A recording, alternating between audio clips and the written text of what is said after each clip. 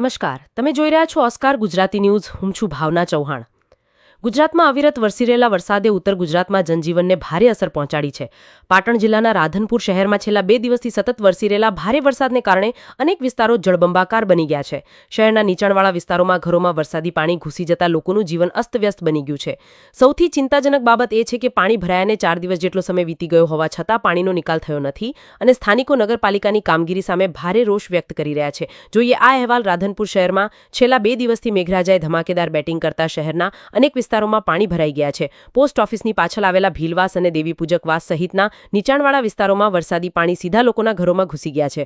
ઘરોમાં અંદાજે 2 થી 4 ઇંચ સુધી પાણી ભરાઈ જતા પરિવારો ભારે મુશ્કેલીમાં મુકાઈ ગયા છે. ઘરના સામાનને નુકસાન પહોંચ્યું છે. રસોડાથી લઈને સુવાના ઓરડા સુધી પાણી ભરાતા લોકોના દૈનિક જીવન પર ગંભીર અસર પડી છે.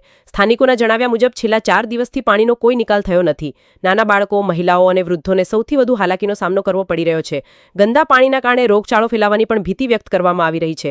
આટલી ગંભીર પરિસ્થિતિ હોવા છતાં સ્થાનિક લોકોનો આરોપ છે કે નગરપાલિકા તરફથી હજુ સુધી કોઈ અસરકારક કાર્યવાહી કરવામાં આવી નથી.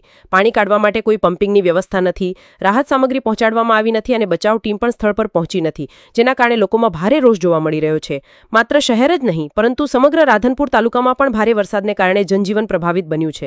અનેક ગામોમાં ખેતરો પાણીમાં ગરકાવ થઈ ગયા છે. ઊભા પાકને નુકસાન થવાની ખેડૂતોમાં ચિંતા છે, જ્યારે અનેક આંતરિક રસ્તાઓ પર પાણી ફરી વળતા વાહન વ્યવહાર પણ ખોરવાઈ ગયો છે.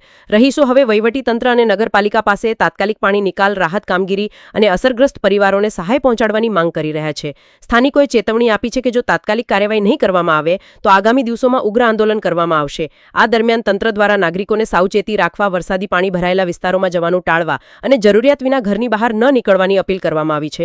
રાધનપુરમાં વરસાદી પાણીના કારણે સર્જાયેલી આ સ્થિતિ તંત્ર માટે મોટો પડકાર બની છે. હવે જોવાનું એ રહેશે કે નગરપાલિકા અને જિલ્લા વહીવટીતંત્ર કેટલી ઝડપથી રાહત અને બચાવ કામગીરી હાથ ધરે છે અને અસરગ્રસ્ત લોકોને ક્યારે રાહત મળે છે. કેમેરામેન સાથે રોહિત કે મહેતા, ઓસ્કાર ગુજરાતી ન્યૂઝ, રાધનપુર.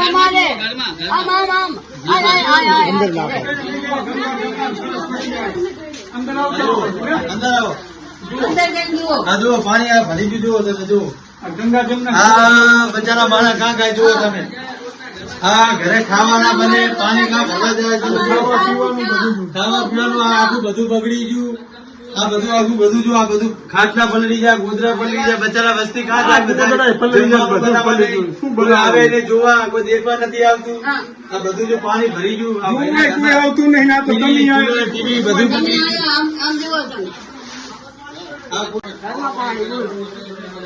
આખા ઘરમાં પાણી, હોડું પાણી હેડે, વાંચી આવે હેડે, હોડું વાંચી વાડીમાંથી આવે, હોડું હેડે.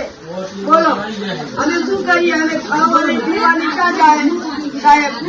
હે માનવ બીમારી મળ્યા સાહેબ. આ કેવો પાણી અમે પાણીનો કરો છીએ સાહેબ. તારે અમે ક્યાં જાય સાહેબ? અને ભૂષા મીઠા જાય. અમારા કોઈ સાથ નહીં, કોઈ કમાવા ઊંચા જાય સાહેબ. મારા માણ અને મેરી ઊંચા જાય. ઘરે ઘરે પાણી ભરું, હું આના પાણી આવે. બોલો.